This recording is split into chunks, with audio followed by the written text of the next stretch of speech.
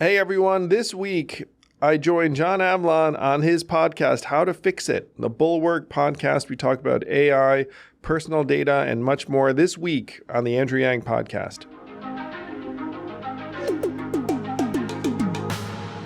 You know, when there's some poor kid who does not get educated or, isn't in the right environment or whatnot, they wind up homeless, they wind up addicted to drugs, they wind up in our criminal justice system, our healthcare system, they wind up in an ER as primary care. Poverty is the most addressable of our major problems, in my view, John. Like, poverty we can do something about, like some of these other things, it's like, oh, that's gonna be rough.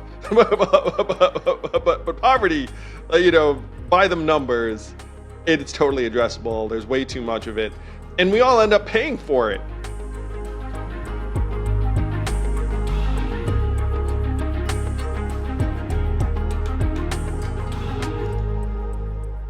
Hey all, I'm John Avlon, author, journalist, recent congressional candidate. Welcome to How to Fix It.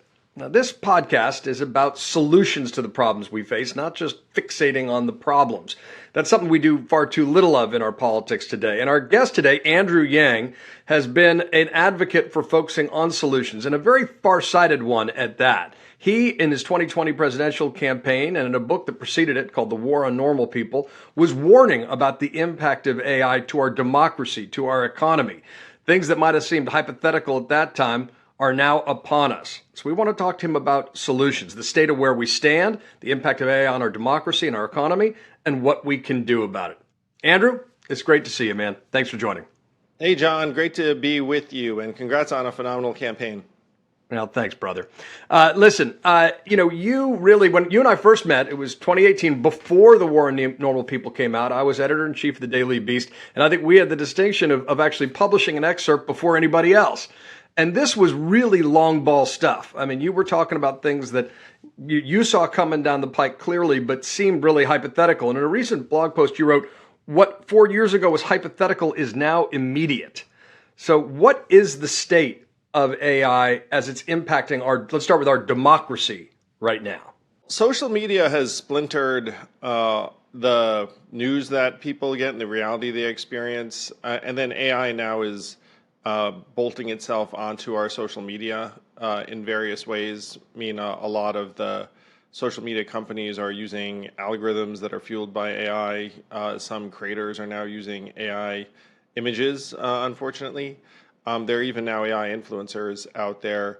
And when I wrote The War on Normal People, I was focused on the economic impacts. I thought that we were going to eliminate, for example, 2 million call center jobs that are, by the way, now very, very much going to be eliminated.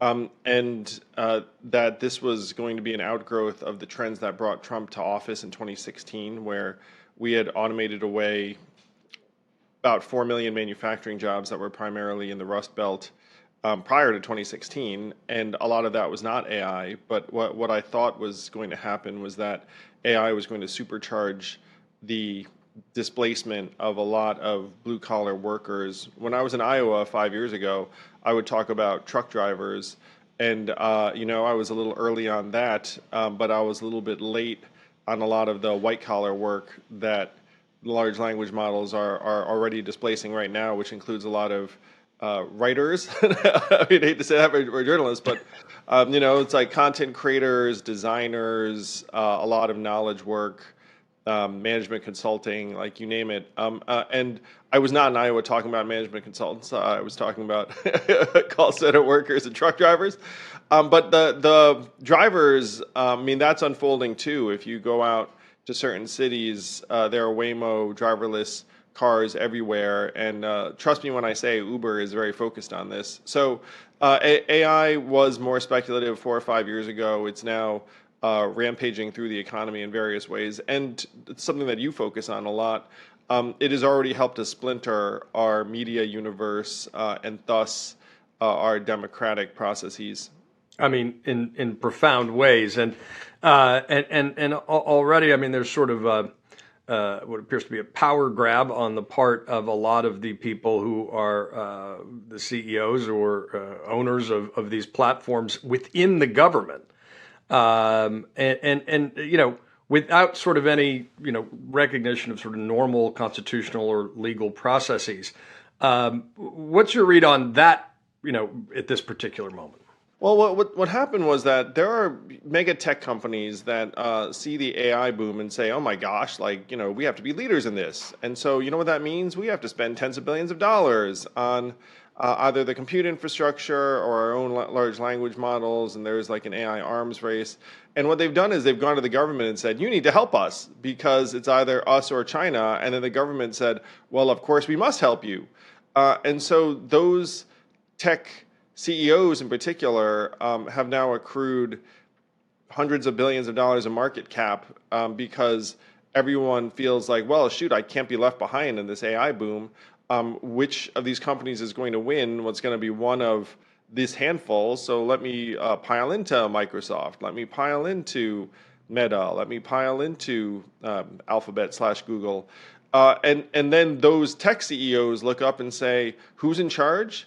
You're in charge? All right. Well, let me get your help and your buy-in, and it's us versus China, et cetera, et cetera.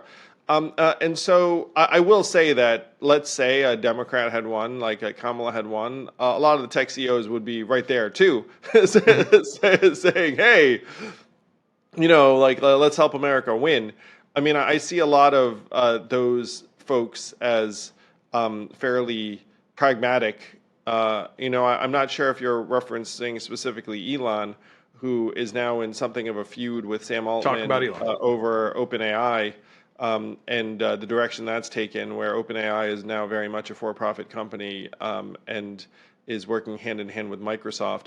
Now, I will say that the DeepSeek revelation has called into question a lot of what I've just described, because if you're going to spend tens of billions of dollars on compute infrastructure and then have a Chinese company essentially rip it off and do it cheaper, and it's more energy efficient, and you don't need the NVIDIA super chips and all of the rest of it, then people are saying, like, wait a minute, was that the necessary investment? Was that the moat? Was that the approach?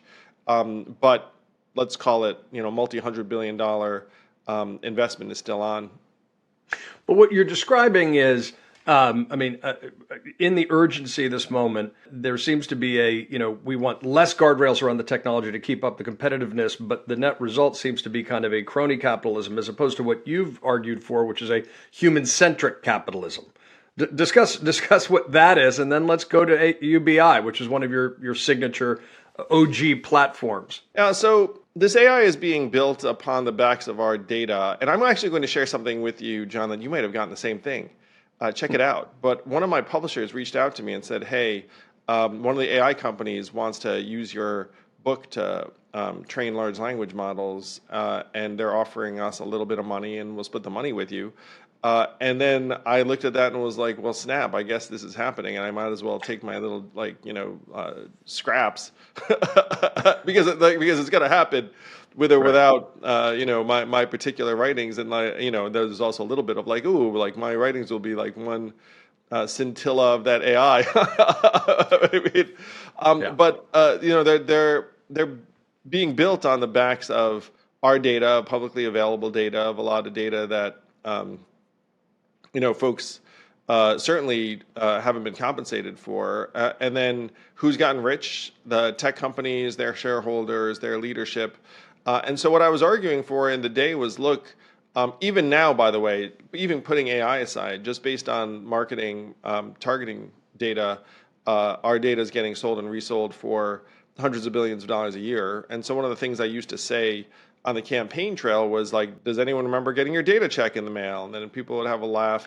And then I would say, data is the new oil, and Alaska, everyone there gets paid for their oil. Why can't we all get paid for our data? And my thesis on this, John, was that AI was going to come, and it was going to make everyone very sad and upset unless people felt like they were benefiting. And right now, the benefits are accruing to the hands of the few and not the many. And so that was my argument, was for ownership rights of our data. And then if anyone wanted to use our data, let's say to build large language models or whatever, then we would all be, micro owners. What laws would need to be passed to bring about that kind of shift in the fundamental economy around AI? You would need to have ownership rights of our data, regardless of how it gets used. And by the way, California actually passed a state law that moved in this direction, where the tech companies was concerned. So Californians now do have some data rights that most of the rest of us don't. And then I think maybe one or two other states followed their lead. So you would need federal legislation saying, hey, it turns out that our data was ours all along. And that anyone that uses it or benefits monetarily from it has to come to some agreement.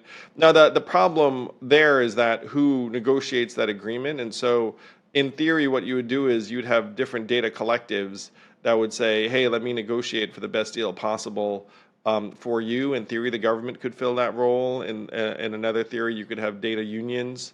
So that there are some things to be ironed out, but it's 100% doable. It would just require like a very forward-thinking government. Now, what's happened with California? So they passed this law, and the tech companies fought it tooth and nail. And then different states looked at it and said, hey, maybe we'll do a piece of this, maybe we'll do a piece of that. So we should know that because this would fundamentally alter the business model of tech companies, they're lobbying furiously against it. And a lot of the legislators are very scared of having tech companies come and drop gajillions of dollars against them. The fact that California passed this was a little bit of an anomaly because a private group managed to get some legislators animated, and then it passed before the tech companies could, spring into action.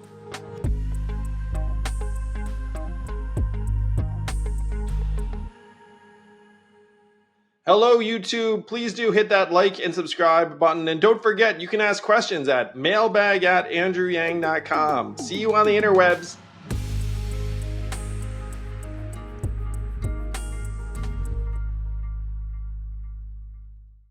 This podcast is sponsored by Helix Sleep. I've been on a quest for the perfect mattress for my entire adult life. Why? Well, you do it 8 hours a day. I like to be active. My back sometimes acts up. So I wanted a firm mattress that offered me support, that did not overheat. I took the Helix Sleep quiz and got matched with a Dawn firm mattress. And it's been a game changer. It's been awesome. I have not had a single issue. And I got to say, people have come up to me and said, hey, I ordered a Helix Sleep mattress, and it's all been rave reviews, not a single issue. It's been an awesome partnership. And the biggest partnership is that I lie down on the freaking mattress every night, and I wake up refreshed and ready to go. Don't take my word for it. Go to helixsleep.com and check it out for yourself. And if you order a mattress, you can always return it without any issue because they have that much confidence in the product. Go to helixsleep.com/yang for March Madness sale of 20% off site-wide. That's helixsleep.com/yang for 20% off site-wide. helixsleep.com/yang.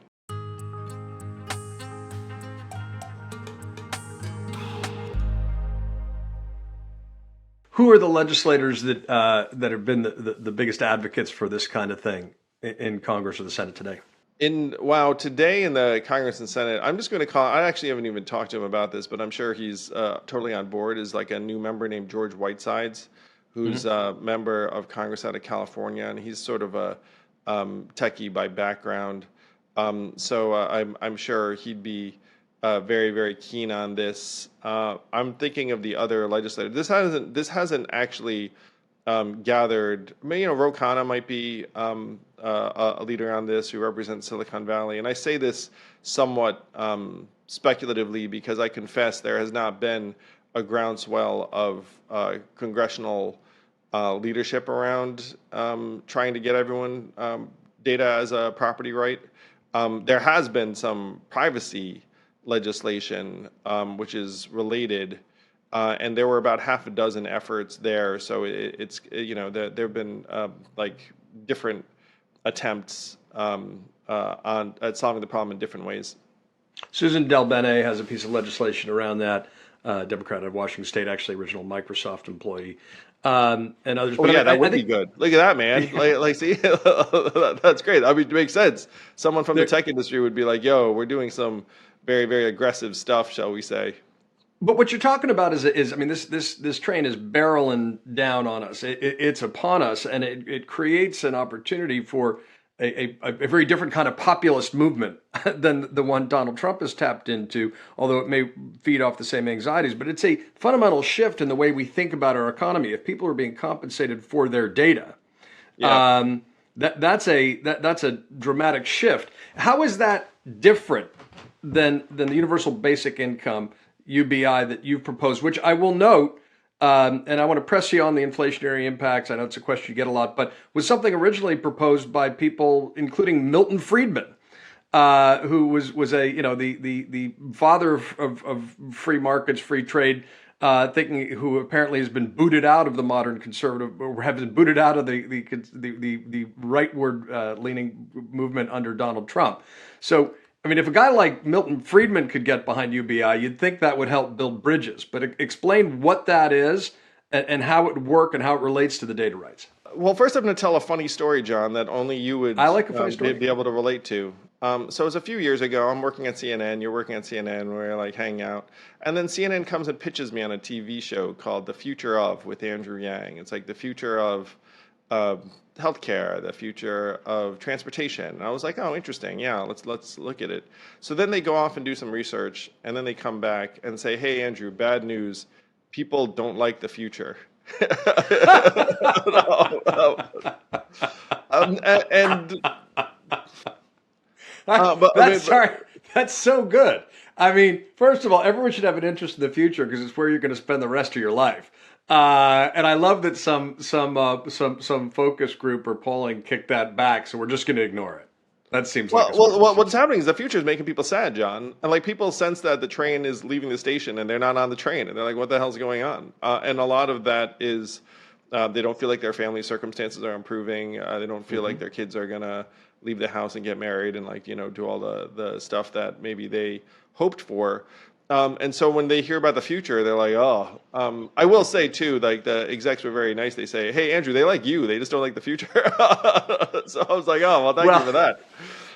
You're okay, go on. So if you fast forward and you buy, by the way, so the U.S. Citizenry is about 35% college grads and 65% non. And so the most common jobs in the U.S. economy are clerical and administrative, which includes call centers, retail, food service, food prep, truck driving and transportation, manufacturing. Those jobs are about half of the economy, and AI and the like are going to do a number on it, on all of those, and you can go through them if you'd like in your head. And so where does this go? So universal basic income is one approach that it wasn't something I came up with. I mean, Martin Luther King advocated for it, Milton Friedman, there were other people with different versions of it. But another thing that conservative economists advocated for, and I'll talk about UBI for just a moment. So our economy now is up to something like $29 trillion. It might be around 76,000 per human. And so, and AI is going to increase that. It's like AI is going to do some very, very nasty things, honestly, but it is going to increase GDP. I mean, you can be fairly confident in that. So if your GDP is, let's call it 80,000 a head, and you look around and say, could you alleviate and address gross poverty and just start everyone at something like 12,000 a year? And like, would that save you money on healthcare, education, incarceration, homelessness, like a bunch of it's something that in my mind is coming, is inevitable. AI is going to eat a lot of things between now and then, and not just blue collar, obviously. I mean, it's eating white collar work faster, especially if you consider customer service white collar. But among the college grads, we know. Like a lot of the entry level positions might not be there, like the professional service firms aren't hiring like they used to, et cetera, et cetera.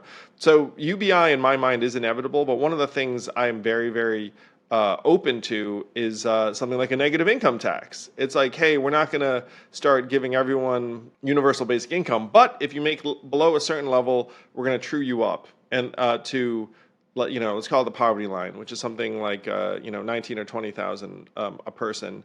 And then that obviously only affects people who make less than that. Another cousin to universal basic income is the enhanced child tax credit, which you and I have spoken about. And this is something that lifted millions of American kids out of poverty in 2021. And 130 economists said we should keep doing this. So I'm not like a dogmatic UBI guy. I'm a get money into the hands of the deeply impoverished as quickly as possible guy. And I'm open to different ways to do that. So, I mean, if someone looks at increasing the minimum wage, and like I remember when I was running for president, people were like, "Where are you on that?" It's like, well, I prefer this other thing. But in a vacuum, if you say, "Hey, do you want to increase the minimum wage?" Yeah, sure. It's like anything that gets money into the hands of the working poor, or the non-working poor, I'm into. So, I mean, look, keep in mind that the goal here, at least from my frame of mind, is how do we strengthen and stabilize our democracy at a time of massive change that is going to disaggregate a lot of folks, at least in the short term, right? Every industrial revolution, there are winners and there are losers, but new industries are created. But this is something fundamentally different. So there should be a patriotic urgency around this. And the earned tax credit you described was put in place by Bill Clinton. The child tax credit you fought for was briefly in place. Cut childhood poverty in half, was not renewed. But one of the new things that's happened since you ran is there's an increased appreciation for the enormously regressive impacts of inflation, right? And along with a bigger problem with debt. And what I'm just curious about is how the increase in the debt and the cost of the debt and the increased awareness of the pain of inflation changes your approach to UBI. Or are you just saying, look, it's actually not an issue? Well, this is something that deeply pains me, John, because, I run for president, COVID hits, everyone's like, oh, we have to do something. And then we printed about $6 trillion in response to COVID in the multiple relief acts. And we did send out cash relief checks, which if you do the math, the average American might have received something like $2,900 maybe along those lines. But that doesn't give you the full amount. The full amount would have been something like 18,000 ahead. Like the average American received about 17% of the 6 trillion we printed. So then what happened to the other 83%? We sent it to states, cities. We pumped up the stock market. There was a massive wealth transfer to everyone who is a shareholder because we said, oh, can't let anything happen to them. And so then people look up and say there is inflation, which there has been, and everyone blames the relief checks. And it's like, well, like, would you blame the 17% or would you blame the 83% on that one? You know what I mean? So then, like, everyone's share prices continue to go up, and then inflation hit, and then the poor suffer. So it pains me deeply that everyone looks and is like, oh, money in people's hands, that was the problem. It's like, no, it wasn't really it. It was like, I think it was all the other stuff we did, and here we are. And so, like, by the way, the deprivation is now worse than ever. I mean, it's like you can see that. So are there things that need to be done in terms of reining in costs and like finding efficiencies in our government? 100%. Is there a lot of room, even if you're very concerned about government spending and the deficit, to do more for the neediest among us? Yeah, there's totally a lot more that we could and should do. And you point out that the enhanced child tax credit, got undone in 2022. I mean, like that was heartbreaking because that was something that we were clearly doing that was working. Kids were learning more. There were, like there was less domestic violence. Like there were all these things where you look at it and be like, oh, like that was a good thing. And there's room for good things, even with some cost consciousness.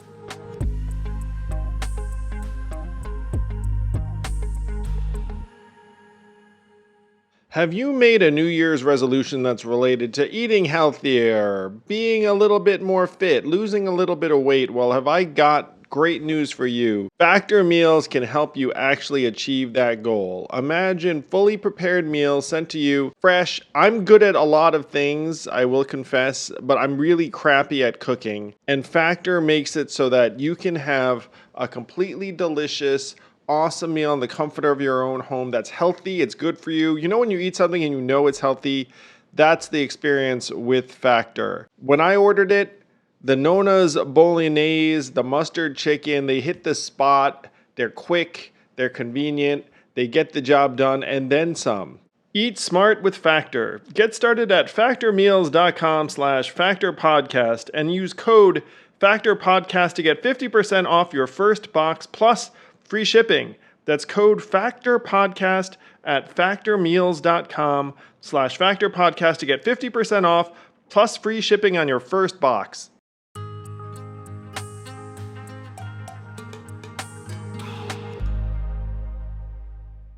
But you're speaking to the impulse sometimes, the phrase is often, we socialize losses and privatize profits, but the government action seems geared towards big corporations, not towards the working families, the working poor. And they're the first ones to sort of get cut. The larger danger, of course, is something, these are historical forces the founding fathers were aware of. If you've got really cavernous gaps, between the richest and the poorest. That's destabilizing for society.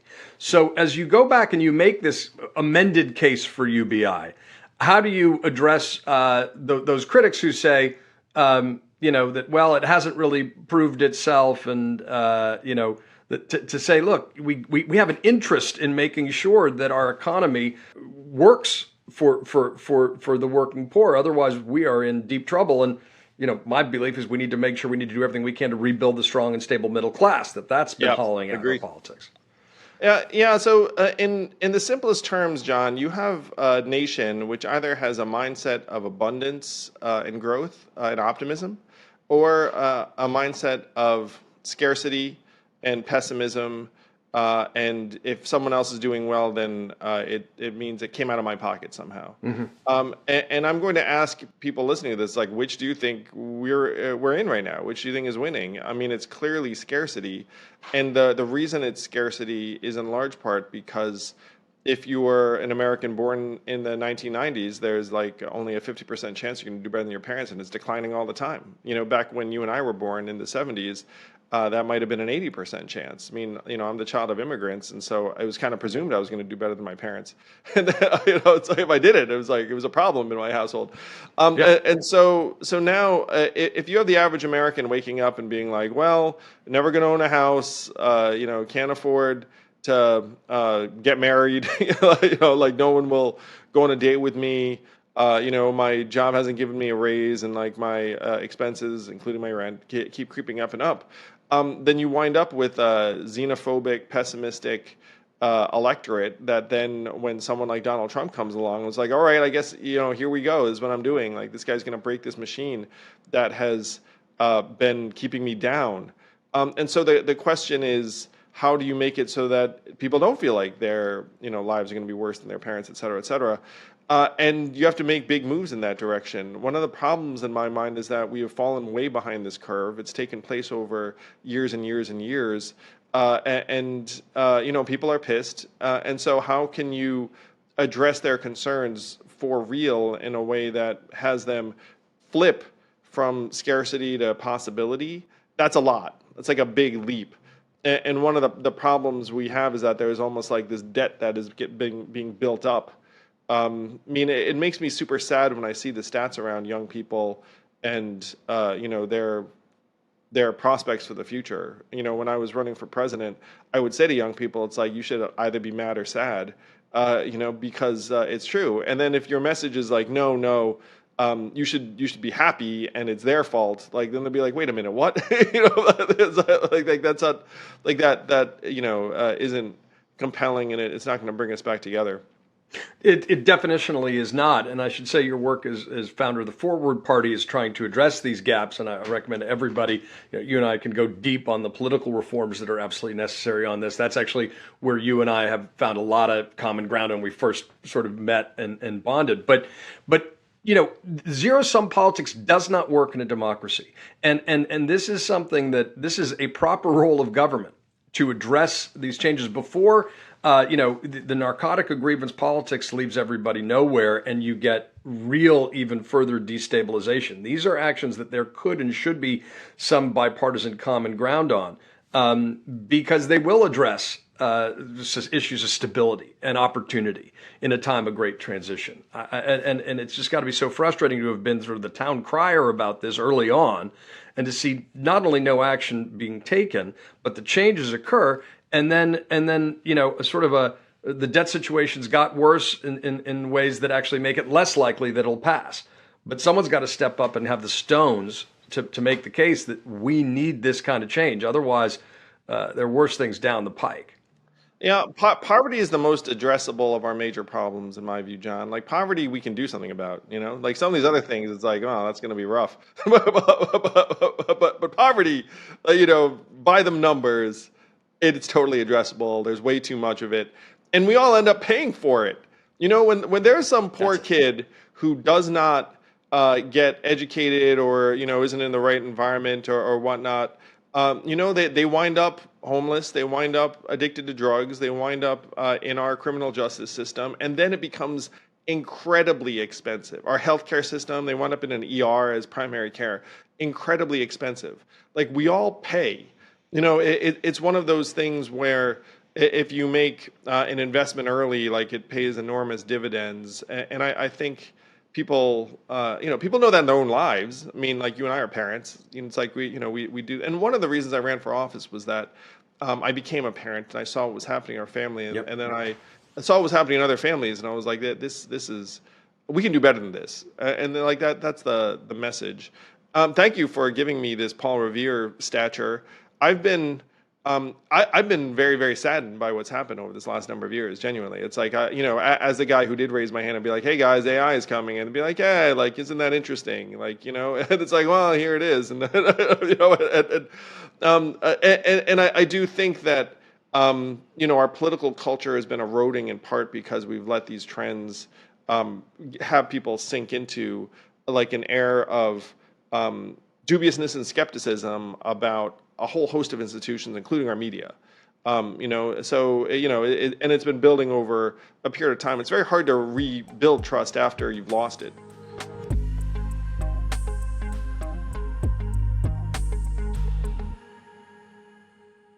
This podcast is sponsored by ExpressVPN. How did you choose which internet service provider to use? The sad thing is, most of us didn't have much of a choice because ISPs operate a lot like monopolies in the regions that they serve. They then use this monopoly position to take advantage of customers, and yes, they even sell your data, your activities to advertisers and big tech companies, and you don't see a dime. That's why I protect my internet surfing and devices with ExpressVPN. When you use ExpressVPN, it's like a magic portal to a perfectly safe and anonymous internet. And don't take my word for it. This is the #1 VPN service according to CNET. It's used by major companies all over the world. So stop handing over your personal data to ISPs and other tech companies who then mine your activity and sell off your information. Protect yourself with a VPN I trust to keep my privacy online. Visit expressvpn.com/yang. That's expressvpn.com/yang to get 3 extra months free. Go to expressvpn.com/yang right now to learn more.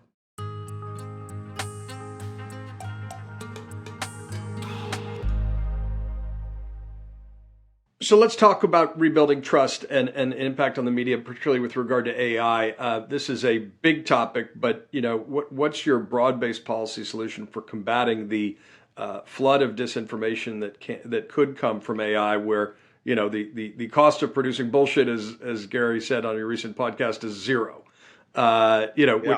Bullshit cheap. Congratulations, everyone. We've done it. John, it's one reason why I'm very glad to join you in this kind of context is that the solution is people. And there are various people that other Americans look to and be like, hey, I think most everyone's full of shit. But you know who I actually listen to? That person. And so you have to try and bring together a diverse tribe of those people to say, we might not agree on everything, but we can agree on these things. And then you have at least a fighting chance. The backdrop that makes all of this much, much harder is this completely unrepresentative two-party system where everyone feels like there's this invisible line and you have to be on one side or the other. And it's only after you get beyond that could you potentially bring together a critical mass of human beings with diverse followings. And I'm going to single out one group that I think is very, very disproportionately influential in this area. And some people are going to hate this, but whatever. It's comedians. Like the comedians completely transcend party lines, and like there's certain Yep. people. Like if you look at some of the fans of these comedians, they love that comedian. They hang on their every word. They will show up to everything they do. Anyway, I'll stop there so you can fill in some names yourself. But like that to me is how you potentially try and get your way out of this. But I don't have any illusions about this. And one thing's it's like we're losing. I mean, everyone should know.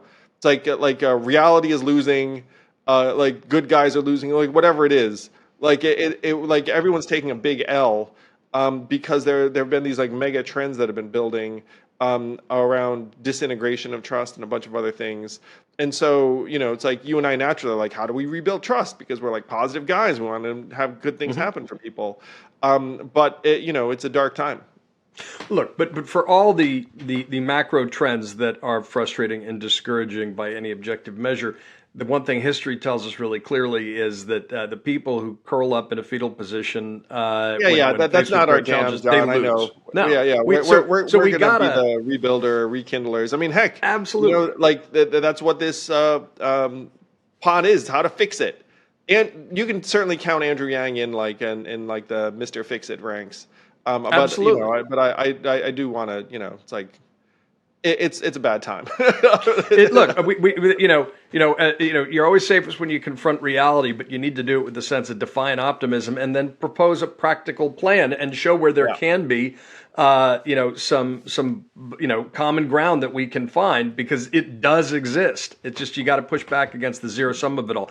Look, it's rally the diverse humans across party lines. That's my my solution on it, and it is doable. You're right, and there are great people on quote unquote both sides of the aisle. I hate even to say that because I know because it sounds so both-sidery, but the reality is we have to find ways to form broad coalitions, and that's what the Forward Party, which you founded, is dedicated to. But before we go, look.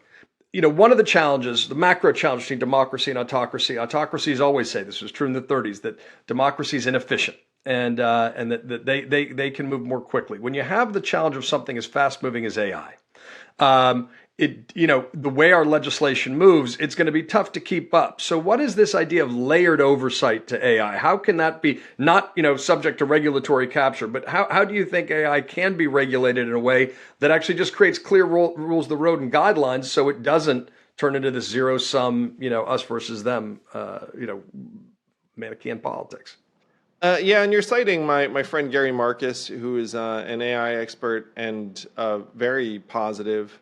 And one of the things that tech companies resist is like, do you really trust government to regulate this thing? It's one of the things I proposed when I was running for president was that you should have a world data organization where different countries come together and have just rules of how our data gets treated. And I will be honest. I mean, you have like a U.S. versus China competition, and so it really was who could get Europe on board. And then if you have the West, then it's who can get Latin America and Africa on board, and and then you try and create an equivalent of a WTO for data. You have some international guidelines, then you have federal. One of the things I'm very excited about, honestly, is like to the extent that there could be some leadership in this space.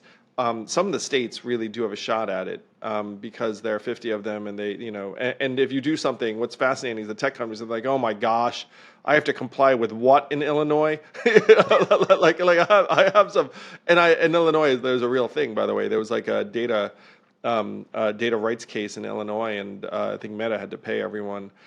So that there are real actors out there, and this is one of the hopes.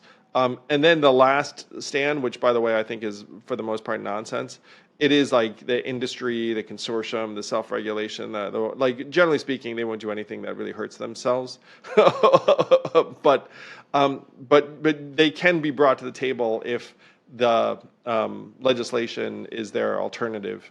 And this is what government is for. Look, there a lot of leaders in AI at least say that they want regulation. They just want it to be, tech forward and not, sort of playing defense, but in a way that hobbles our ability to compete as this rolls out. Look, the topic couldn't be more urgent. If I were president, John, I would have gone very, very differently on How would you this. do it? All right, Andrew Yang wins. You're president. What's your prescription? Yeah, so the AI guys are like essentially like, hey, it's too complicated for you. Like, let us speed up and let us compete against China. And I'd be like, look, guys, here are my top 5 concerns about AI, and you have to convince me and like this battery of smart people that they're being meaningfully addressed, or else you guys don't get carte blanche. So number 1 would be rampant identity theft. 2 would be splintering of the American consciousness in the media and social media landscape.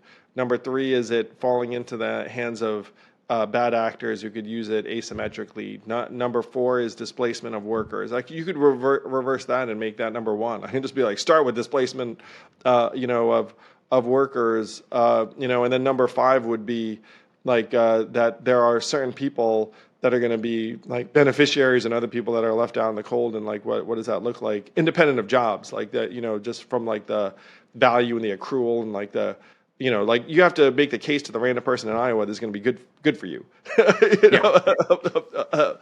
And so and the tech companies would be like, don't worry about it. And then you'd have to say no, like unless you can actually convince us that these 5 things are being addressed, then you don't get the green light.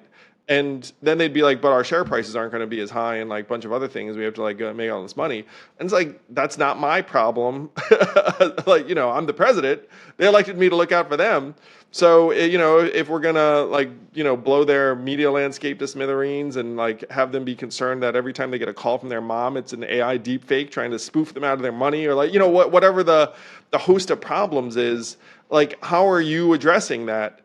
Because, you've got hundreds of billions of dollars in profit on the line. I can see that very clearly.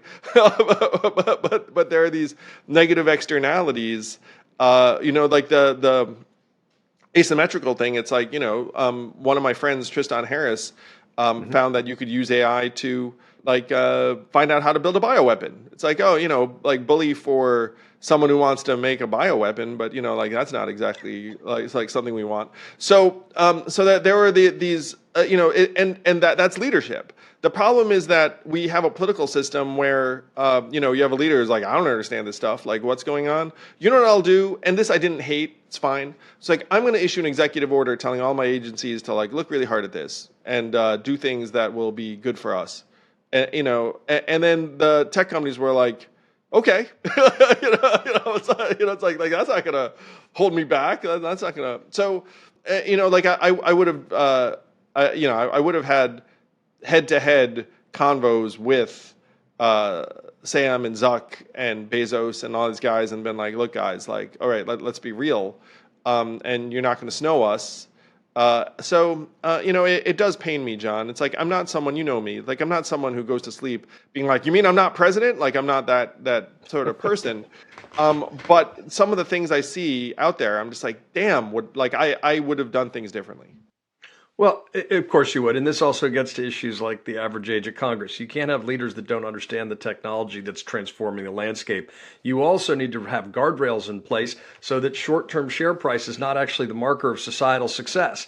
It's actually, making sure that we're harnessing this massive change in a way that makes America the most competitive, country in the world, which we are because of our natural economic ingenuity, but make sure that change is working for everybody and that we're not ashamed to talk about the common good as well as common ground. That those are things that used to be guide stars. They need to be again. And that's the opposite of a zero-sum approach to politics and the economy. When I talk about the winners and losers, John, it's like we're entering a world where certain people will never get a job interview because AI like dinged certain things about their profile, and like that's like where we're heading. That was like my, concern number 5. It's like essentially like companies will just start using an AI screen for everything, and then if you run afoul of one screen, you're probably going to run afoul of all the other screens too. And so it's like, I'm permanently on the outside looking in, like that. I mean that's the kind of dystopia we're fast approaching. Sorry, I That keep is being not. a downer on this stuff. No, look, I think there's about being a realist who's determined to create a better future. That's what we're about, and the whole idea is defending the idea of government of, for, and by the people. Andrew Yang, founder of the Forward Party, thank you for being an early Paul Revere advocate for taking this issue seriously. And now let's forge the solutions in addition to raising awareness. Thank you, my Let's friend. fix it, John Avlon. Appreciate you, Let's brother. fix it. All right, man. Take care.